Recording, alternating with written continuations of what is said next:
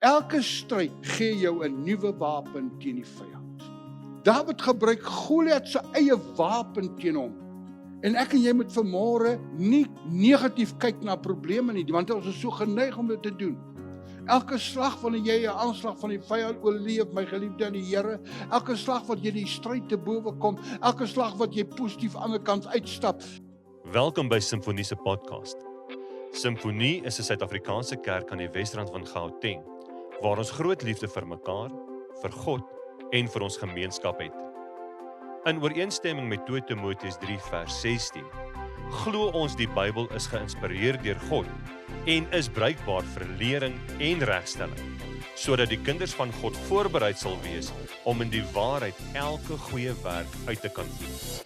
Ons is opgewonde om hierdie kosbare, Heilige Gees geïnspireerde boodskap te deel en mag hierdie saad vrugbare grond vind. My geliefdes, ek praat met julle oor die gedagte, probleme, is dit boublokke of struikelblokke in jou lewe? En ons gaan dit lees uit 1 Samuel 17, 'n paar verse en dan ook 1 Samuel 21. 1 Samuel 17, vanaf vers 48. En dit is die verhaal van Dawid wat teen Goliat gaan veg het. Nou luister mooi. Toe die Filistyne hom dan klaar maak en aldeer nader kom om Dawid te ontmoet, loop Dawid gou na die vegterrein om die Filistyn te ontmoet. En Dawid steek sy hand in die tas en neem 'n klip daaruit en slinger. En hy tref die Filistyn in sy voorhoof, sodat die klip in sy voorhoof indring en hy op sy gesig teen die grond val. So Dawid dan die Filistyn oorweldig met 'n slinger en 'n klip. En hy het die Filistyn verslaan en hom gedood, alhoewel daar geen swaard in Dawid se hand was nie. Daarop het Dawid gehardloop en by die Filistyn gaan staan en sy swaard geneem, dit uit sy skede getrek en hom van kant gemaak. En hy daarmee sy hoof afgekap. En dan het 2 verse in hoofstuk 21 vers 8 en 9. En Dawid sê vir Ahimelech, is hier nie 'n spies of 'n swaard by u nie? Want ek het my swaard sowel as my wapens nie met my saamgeneem nie, omdat die opdrag van die koning dringend was. Toe sê die priester, die swaard van Goliat, die Filistyn, wat in die dal van die terpentynboom verslaan het, hier is dit in 'n mantel toegedraai, agter die skouerkleed. En as u dit vir u wil neem, neem dit, want behalwe dit is hier geen ander nie. Toe sê Dawid, daar is nie nog so een nie, gee dit aan my. Probleme, is dit struikelblokke in jou lewe of is dit boublokke? Nou ons almal is bekend met probleme en stryd. Ek is amper seker daarvan. Ons weet wat dit is om swaar te kry, ons weet wat dit is om probleme te hê, ons weet wanneer dit moeilik gaan met ons. Ons almal ken daardie goed in ons lewe. Maar of ons nou daarvan hou of nie, dit is deel van die lewe soos asemhaal. Ons kan nie daarvan af wegkom nie. Want dit bepaal vir ons hoe ons die lewe gaan hanteer. Die wyse waarop ons na hierdie probleme kyk, dis die verskil. Hoe gaan ons dit hanteer? Of gaan ons toelaat dat die probleme ons hanteer? Dawid is iemand wat probleme geken het. Hy skryf aan Psalm 34:20 hierdie woorde, menigvuldig is die teëspoede van die regverdige, maar uit die almal red die Here hom. Hy het dit geken. Dan lees ons van Jakob, een van die hartsvaders, wat ook probleme geken het. Toe hy in Egipte kom, nadat die farao gesê het vir Josef, wat eerste minister geword het in Egipte, laat jou familie kom, want daar was droogte en hongersnood in die land. Hy sê, laat hulle hier kom bly, ek gee vir hulle 'n deel in die landstreek Goshen om in te bly. En toe gaan die farao om Josef se va Jakob te ontmoet. En hy vra vir Jakob, nou hoe oud is jy? En nou antwoord Jakob hom, die dae van die jare van my vreemdelingskap is 130 jaar, daar in Genesis 47. Min in getal en vol teëspoed was die dae van my lewensjare. En hulle het nie gehaal by die dae van die lewensjare van my vaders gedurende die dae van hulle vreemdelingskap nie. Maar Jakob sê vir Farao, ek het baie probleme in my lewe gehad. Ek het baie swaar kry gehad. Ek weet wat dit is. Ek is nou 130 jaar oud. My familie, my vader en grootvader het ouer geword as ek. Baie ouer. Maar ek het baie probleme gehad. En so kan jy deur die woord van God lees en telke male lees jy die storie van dierbare kinders van die Here wat probleme het, wat swaar kry ken, wat deur moeilike omstandighede gaan, wat teëspoed beleef in hulle lewens. Want jy sien, dis onlosmaaklik deel van ons lewe. Nie een van ons kan sonder probleme in die lewe deurgaan nie. As ons dink ons gaan nie probleme kry nie, dan moet ons weer gaan dink oor die woord en oor ons pad vorentoe. Die hartseer is daarin. Hoe hanteer ons dit? Dit is nie 'n situasie van gaan ek probleme hê of gaan ek nie probleme hê. Nee, dit is daar. Maar hoe gaan ek dit hanteer? En ek lees in die Bybel van soveel talle geloofshelde wat probleme op die regte manier gehanteer het, is dit net hulle sterker gemaak in hulle geloof, want hulle het dit nie gebruik as struikelblokke in hulle lewe nie. Hulle het dit nie gesien as struikelblokke in hulle lewe nie. Hulle het dit gesien as boublokke wat hulle help om hulle geloof op te bou, om hulle vertroue in die Here op te bou. Nou mag die vraag by mense ontstaan en dit by my gekom. Wat maak stryd, probleme en swaar kry dan so noodsaaklik in die kind van die Here se lewe? Maar mag jy 'n sig van swaarmoedigheid gee miskien vanmôre? Ag nee, ek het nie nodig om dit te hoor nie, maar dit is deel van die lewe. En daar's twee beginsels wat ek by jou wil los vanmôre. In die eerste plek, dit gee jou die oog van 'n tier. It gives you the eye of a tiger. Hierdie is 'n term wat in die Vietnamese oorlog sy ontstaan gehad. Nou weet jy, mense oorlog van die ouer mense sal onthou was tussen 1955 en 1975. Waar die Amerikaners baie pak slag gekry het. Maar in hierdie oorlog het hierdie term sy ontstaan gekry en dit het verwys na 'n soldaat wat in 'n geveg verwond is, wat afgevoer is, herstel het en weer teruggekom het na die gevegsterrein om voort te gaan met die geveg. En elke keer wanneer ander na hom gekyk het, het hulle iets anderster in hom opgemerk wat vir hulle laat sê het, he's got the eye of the tiger, hy het die oog van 'n tier.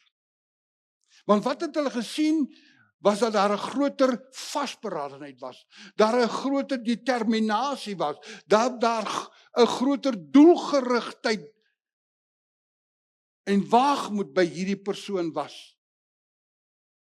Maar jy sien, hy was daar. Hy het verwonding beleef, hy het herstel en hy het weer teruggekom met baie meer kennis, met baie meer vaardigheid, met baie meer vasberadenheid en 'n groter doel voor oë. En hy word nou die jagter. En dis waar daai term sy ontstaan gaan. En 'n gelowige kind van die Here wat nog nooit stryd gehad het, weet niks van hierdie beginsel nie. En jy weet, wanneer jy met 'n persoon praat wat stryd en probleme in sy lewe beleef het, jy ken hom aan sy taal, aan sy manier hoe hy dinge hanteer. Jy weet, hy praat anders, hy spog nooit. 'n Persoon wat deur stryd en probleme gaan, my geliefde in die Here, spog nooit nie. Hy gaan ook nooit daaroor praat nie. Hy hanteer dit by homself saam met die Here en dit maak hom net meer gedetermineerd om aan te gaan. Hy's vasberade om 'n sukses te maak van sy lewe ongeag die probleme en die stryd wat hy belewe. 'n Pragtige voorbeeld is Dawid wat ons nou gelees het. Hy wil teen Goliat gaan veg. En toe hy was 17 jaar oud, toe sy pa vir hom stuur na die gevegsterrein om te gaan uitvind hoe gaan dit met sy broers, want al sy broers was soldate. Hulle was professionele soldate. Maar Dawid het skape opgepas. Hy was 'n herderseun. 17 jaar oud, nou gaan hy na die gevegsterrein waar die Israeliete teen die Filistyne veg. En net toe hy daar kom hierdie groot reus van 'n man, Goliat, uitgestap en hy daag die slagorders van die Here uit. En hy beledig hulle en hy sê allerlei slegte goed van die Israeliete. En Dawid sê, maar ek kan nie toelaat dat hierdie man so praat nie.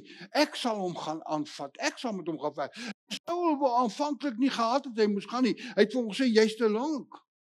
Jy kan dit nie doen nie. En Dawid antwoord hom. Hy sê, ek was daar.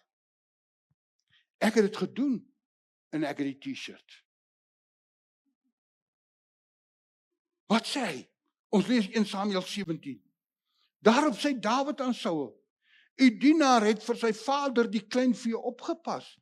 En as daar 'n leeu of 'n beer kom en 'n stuk kleinvee uit die trop wegdra, dan gaan ek uit agter hom aan en verslaan hom en ruk dit uit sy bek uit. En as hy my aanval, gryp ek hom aan sy baard en verslaan hom en maak hom dood.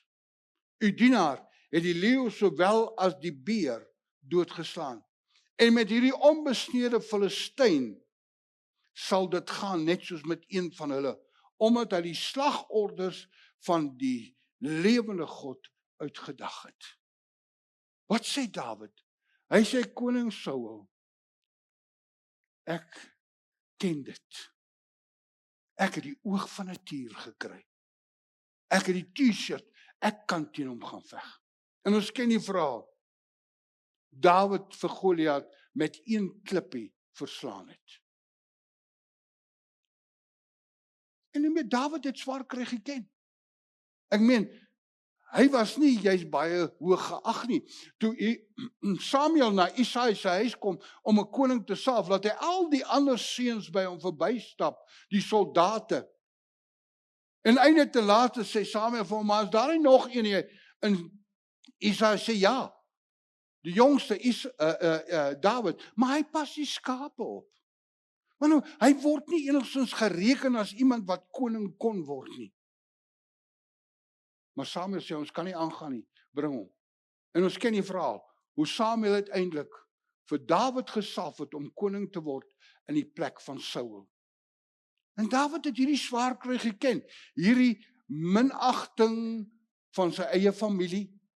Hy daar in die veld, die diere moes oppas, al is dit die son wat hom doodbrand, of die wind wat hom wegbaai, of die reën wat hom wil wegspoel, hy moes daar wees. En hy was getrou.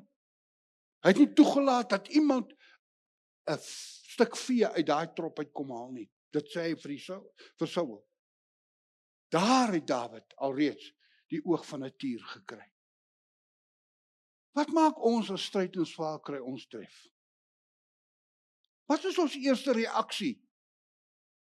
Baie van ons beklei eers met God. Hoekom? Waarom? Hoekom nou dit? En dan wil ons moed opgee. Toe ons dogter oorlede is, het ek met die Here beklei.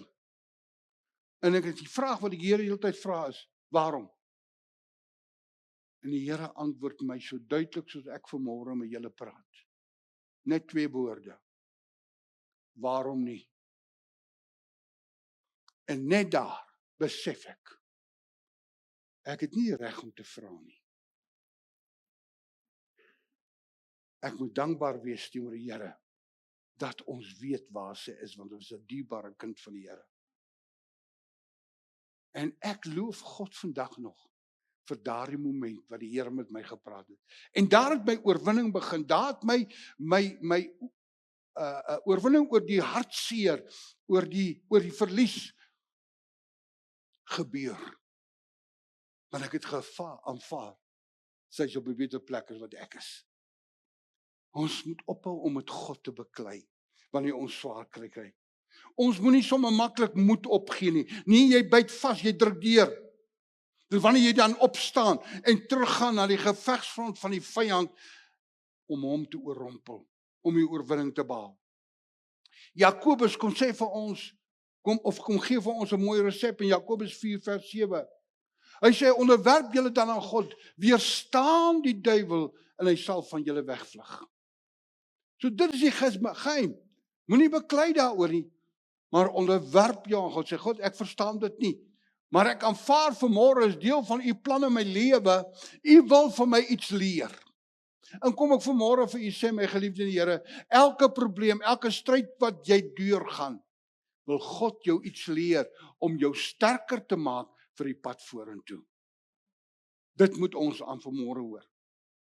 Dan 'n tweede beginsel wat ek by jou wil laat vanmôre is, elke stryd gee jou 'n nuwe wapen teen die vyand. Toe Dawid teen Goliat gaan veg, het hy nie 'n swaard gehad nie. Hy het nog nooit eers 'n swaard aan sy lyf gehad nie. Want op 'n stadium net voor hy gaan, het Saul vir hom sy wapenrusting gegee. Hy het gesê, trek my wapenrusting aan en neem my swaard. En Dawid kon nie daarmee regkom nie. U sien, jy kan nie met iemand anderste se wapenrusting in 'n geveg ingaan nie. God gee vir elkeen van ons die regte wapen en wapenrusting om ons stryd en probleem te hanteer. Ek kan nie net iemand anders in se vat en sommer aanvaar, dit gaan ook werk vir my nie. Dawid sê vir Saul, ek kan nie hier meer werk nie. Ek kan nie hier meer oor die weg kom nie. Dis nie vir my nie. Ek het dit nog nooit gehad nie. Hy het net die slingervel en die 5 klippies in 'n tas gehad. Maar toe hy by die Goliat kom en hy vat daai slinger en hy gooi, en hy tref Goliat reg voor die kop. En Goliat val vooroor op sy aangesig. En toe hardloop Dawid dadelik na Goliat toe. En hy trek Goliat se eie swaard. En hy maak hom dood. Met sy eie swaard. Dit sê die woord van die Here in 1 Samuel 17:50-51. So Dawid aan die Filistyn oorweldig met 'n slinger en 'n klip. En hy het die Filistyn verslaan hom gedood, alhoewel daar geen swaard in Dawid se hand was nie. Vers 51. Hy het sy swaard getrek en hom van kant gemaak. Hy het daarmee sy hoof afgekap. Dit wil die prentjie skets dat toe Dawid vir Goliat tref met die klip, was hy nie dadelik dood nie. Hy was bewusteloos, hy het geval op die grond. Hy was ernstig beseer, ja. Daarom het hy gehardloop en sy swaard gaan trek en sy kop afgekap en verseker dat hy dood is. En nou moet ons onthou, in hierdie storie van Dawid en Goliat, is Goliat 'n tipe van die duiwel. Daar's baie tipologie in die Bybel. Baie van die goed in die Ou Testament wat ons lees, is 'n tipologie van die Nuwe Testament, wat ons gaan beleef. So, Goliat was 'n tipe van die duiwel. En Dawid was 'n tipe van elke kind van die Here. En Dawid gebruik Goliat se eie wapen teen hom. En ek wil vanmôre vir jou sê, elke keer wanneer die duiwel jou en my aanval, gee hy vir ons 'n nuwe wapen in die hand om teen hom te gebruik. 'n Nuwe wapen waarmee ons hom kan verslaan. Want kyk wat gebeur verder met Dawid se swaard. Met Goliat se swaard. Nadat Dawid Goliat nou doodgemaak het, toe vat hy die swaard na die priester toe, na die tempel toe. As 'n dankoffer aan God vir die oorwinning wat hy behaal het. En hy gee die swaard vir die priester Ahimelech. Draai hom toe in 'n skouermantel en gee hom vir hom. Maar later, en dit is waar ons van lees in 1 Samuel 21, moes Dawid vlug vir sy lewe vir Saul. Jy sal onthou, Saul het teen Dawid gedraai. Hoekom? Want hy het nie gehou van die lied wat die vrouens gesing het, toe hulle terugkom van die slagveld, nadat hy vir Goliat doodgemaak het. Want toe hulle inry in die stad, nou moet jy een ding weet, Dawid is 'n jong seun van 17, hy het die voorreg om langs die koning op 'n perd in die stad in te ry. Dit was die gebruik gewees. Dat wanneer 'n koning terugkom van van 'n geveg af en hy het suksesbaar, het hy in daai stad ingery op sy perd en die soldate het daar ingemarseer en agter hulle het die gevangenes van die vyande gehaat, vasgebind en hulle saamgesleep. En Paulus skryf iets daarvan in 1 Korintiërs 14 as hy sê, en wanneer hulle daar instap, het hulle wierook gebrand en alle reukwerk opgegee. En vir die oorwinnaar was dit die reuk van oorwinning, maar vir die gevangenes was dit die reuk van die dood. En nou ry Dawid saam met Saul hier in Jerusalem en hier kom die vrouens uit, hulle begin te sing. Hulle is so bly vir die oorwinning, maar hulle sing 'n verkeerde lied in Saul se hart. Want hulle sê, Saul het sy duisende verslaan, maar Dawid sy 10.000. En dadelik is Saul kwaad, want jy sien hy voel bedreig. Hy voel bedreig deur Dawid.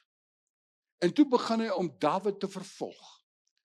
En daarom kry ons omdat Dawid op 'n stadium nou vlug vir sy lewe, omdat hy weet Saul wil hom doodmaak. En dit is die prentjie en dis waarom Dawid kom by Ahimelech op daai stadium. En hy vra vir hom. Dawid vra vir Ahimelech, is hier nie 'n wapen nie? En Ahimelech sê ja, die swaard van Goliat. En kyk hoe werk die Here. Dawid gebruik die swaard van Goliat om die vyand dood te maak. En later toe hy vlug en hy het 'n wapen nodig, kom die swaard van Goliat weer in sy hand, want die Here gee vir jou elke slag, nadat die vyand jou aanval en jou wil vernietig, gee vir jou 'n wapen teen die vyand.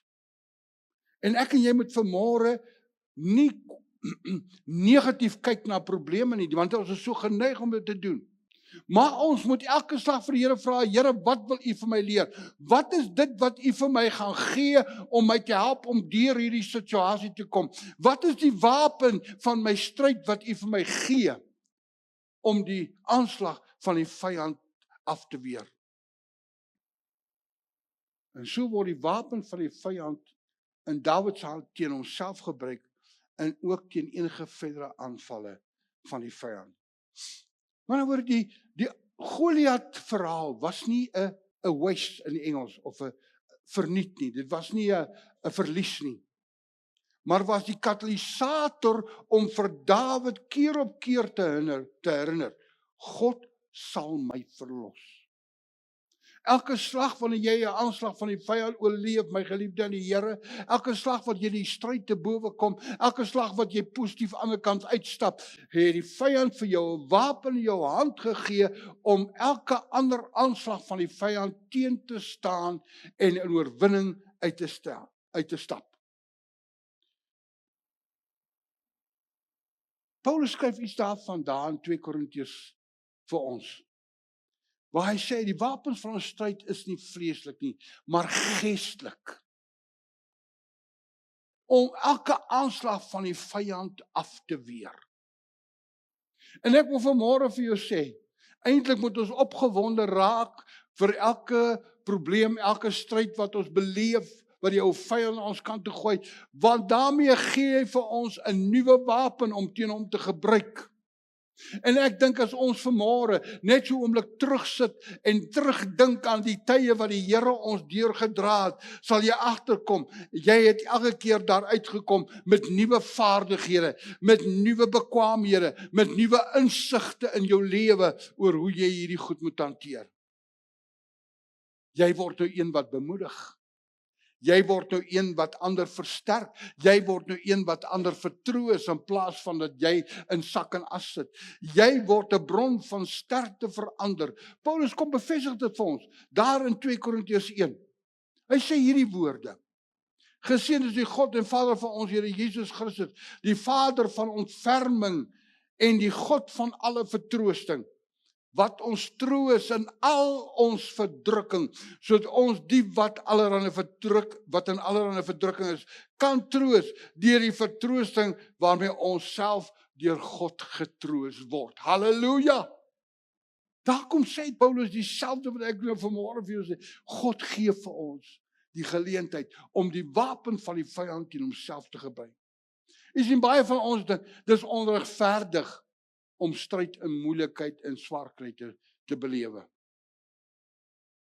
En as jy vanmôre so dink, my geliefde, wil ek vir jou sê, jy's 'n hanswils wat soek na 'n sirkus. Dis al hoe ek dit kan uitdruk. Want dis die stryd wat ons gebrei word om sterker in die gees te wees. Dis 'n stryd wat ons die volgende wapen teen die vyand kry. Dis 'n stryd wat ons die oorwinning gaan behaal oor die vyand. Kom ons dink byvoorbeeld, 'n mooi voorbeeld in die woord is Stefanus. Wat ons van lees in Handelinge 6 en 7. Stefanus was die eerste martelaar.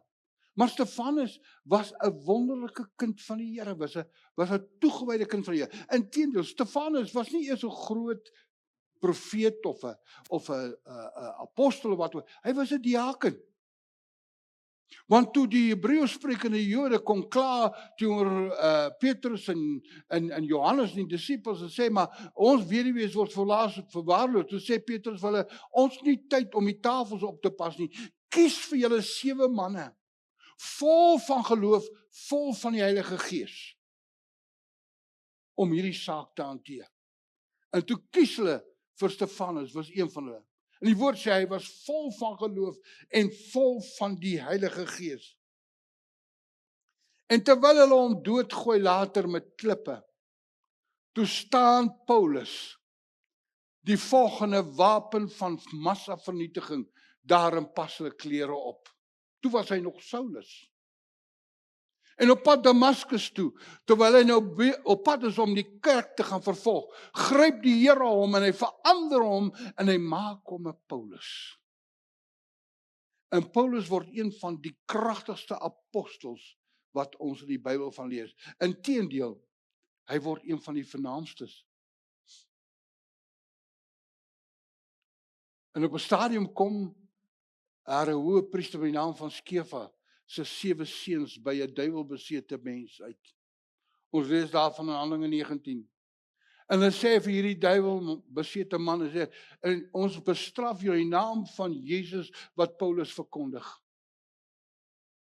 En nou antwoord die duiwel hulle, Jesus ken ek, en van Paulus weet ek, maar julle, wie is julle? Paulus het onmiddellik 'n kragtige wapen in God se arsenaal geword teen die vyand. Ons kan vandag baie maklik sê, ag ek wil nie stryd hê nie. Of as daar weer 'n probleem opdaag, ag nee, ek het dit nie nou nodig nie, ek wil nie dit hê nie. My geliefde in die Here, as ons nie stryd gehad het in ons lewe, het ons nie oorwinning geken nie. As ons nie siek was nie, het ons nie genesing geken nie. As ons nie swaar gekry het nie, het ons nie die voorsiening van die Here in ons lewe geken nie. Ons moet dit weet. En al hierdie goeders is tot ons voordeel. Jy sien, hierdie goed word net ervaar in toetsing en beproewing. Want elke keer wat die vyand jou aanval, laat hy homself oop vir 'n teenaanval van God. En ons weet, hy het nie 'n kans teen die Here nie. En hy maak die grootste fout om die kinders van God aan te val elke slag. Want hy maak hom kwesbaar vir 'n groot neerlag. Kan nie glo dat iemand so dom kan wees om keer op keer die kinders van die Here aan te val en hy weet hy gaan pak slaag kry. Dis soos 'n kind wat by die huis is en jy sê vir hom of haar, moenie aan die stoof raak nie, dis warm. Jy gaan brand. Maar hulle doen dit nog. En die keel word groot. En ewes is daar groot geraas. Want God, sê die woord van die Here in Psalm 23 vers 5, dek vir ons 'n tafel in die woestyn teenoor ons teenstanders. Hy maak ons oorwinnaars, sodat die vyand kan kennis neem wie ek en jy is. So ek en jy moet vanmôre nie net negatief kyk na probleme en stryd en swaar kry nie. Ons moet elke slag sê, Here, wat leer U my hieruit? Wat wil U hê moet ek leer? Wat is die volgende wapen wat U vir my in my hand gee om die vyand die hoof te bied? Ek het al mense hoor sê, eendag het 'n man vir my, wel, die duiwel sukkel met my nie. Nou kyk ons ook sê, dit sê baie van jou karakter. Wanneer die duiwel nie met jou probleme het, of nie met jou sukkel nie, is daar fout met jou geloofslewe. Is daar fout met jou verhouding met die Here. Want die duiwel sal almal aanval wat kinders van die Here is. Want jy sien nie, in ons is daar iets wat die duiwel vrees. Dink by jouself, wat was in baba Jesus en in baba Moses wat die duiwel gevrees het hy hulle wou doodmaak? Wat was dit? Wat was in Paulus se lewe en ook in Daniël se 3 vriende, Sadrag, Mesach en Abednego, wat die duiwel gevrees het? Dat hy hulle aangeval het. Want jy sien, ons kyk altyd net negatief na stryd en probleme, maar het jy al daaraan gedink dat dit met jou sleg gaan wanneer jy goed doen? Is dit nie so nie? Hoekom? Want die vyand hou nie daarvan nie. Hy wil nie hê die kinders van die Here moet vooruit gaan nie. En ek wil vanmôre vir jou sê, dit kos baie stryd om jou volle potensiaal in Christus te bereik. Kos baie stryd. Dink byvoorbeeld aan Paulus. Hy skryf die Bybel op die helfte van die Nuwe Testament in die tronk. Ek dink aan Josef. Hy sou nooit eerste minister van Egipte geword het as sy broers hom nie verkoop het nie. Nebukadneser sou nooit God geken het as God as hy nie vir Sadrag, Mesach en Abednego in die vuuroond laat gooi het nie. Toe kom hy agter. Wie is hulle? En ek en jy moet altyd onthou, helde word gebore in stryd en oorlog. Dis waar helde gebore word. Dis waar kampioene gemaak word. En jy en ek sal nooit weet tot wat ons in staat is as ons nie getoets word nie. 'n Bodybuilder bou sy spiere deur spanning met gewigte wat hy optel. 'n Atleet oefen sy spoed deur meer te oefen, deur te hardloop. 'n Soldaat se vaardigheid word groter in 'n geveg. En ek en jy moet vanmôre aanvaar dat die stryd en probleme wat ons beleef nie maar verniet is nie. God wil ons groter vaardigheid leer. Hy wil ons groter bekwaamheid leer. Daarom, kom ons maak daai stryd en probleme 'n boublok in ons lewe om ons te help om met groter geloof vorentoe gaan, in plaas van om elke slag dit as 'n struikelblok te sien. Dan sal ons regtig waar die volle impak van God se wondergenade en liefde in ons lewe belewe. So my geliefde in die Here, die vraag wat ek by jou los vanmôre, hoe sien jy jou probleme en jou stryd? As 'n boublok of as 'n struikelblok? Gaan dink bietjie daaroor na. En elke keer wanneer jy 'n stryd of 'n probleem beleef, moet terugsit en sê, Here, hoe kan ek hierdie 'n boublok in my lewe maak? In plaas van dit net te sien as 'n struikelblok. En dit verander 'n ou se gesindheid, dit verander jou benadering, dit verander jou houding teenoor dit heeltemal. En weet jy wat? Jy kry groter vaardigheid, jy kry groter bekwaamheid, jy kry groter vasberadenheid om elke aanslag van die duiwel af te weer. Dis reg te sien. Ek wil vanmôre jou aanmoedig en bemoedig. Byt vas. Ek weet nie wat jou stryd vanmôre is nie. Ek weet nie waarmee jy worstel nie. Ek weet nie wat is dit wat jou vanmôre moedeloos maak nie. Of jou wil moedeloos maak nie. Gaan evalueer dit. En sê jy moet werklik daarby bly stil staan. Of moet ek hier opstaan en sê ek gaan dit nie meer toelaat. Gaan nie meer toelaat dat dit 'n effek op my lewe het. Ek gaan nie meer toelaat dat dit my lewe reguleer. en my verhouding met die Here beïnvloed. Ek gaan nie toelaat dat dit my verhouding met ander mense verder beïnvloed nie. Ek gaan opstaan, ek gaan dit in die hand van die Here plaas en gaan dit daar los. Die Here sal my deursien. Hanteer dit daai wyse en jy gaan die seën van die Here op 'n besondere wyse in jou lewe beleef. Amen. Kom ons bid saam. Halleluja en amen. Mag hierdie kosbare woord jou help om vars sout te wees, wat ander blootstel aan die smaak van Jesus se karakter. En mag die Heilige Gees jou herinner aan sy woord, sodat jy voorbereid sal wees vir elke goeie werk.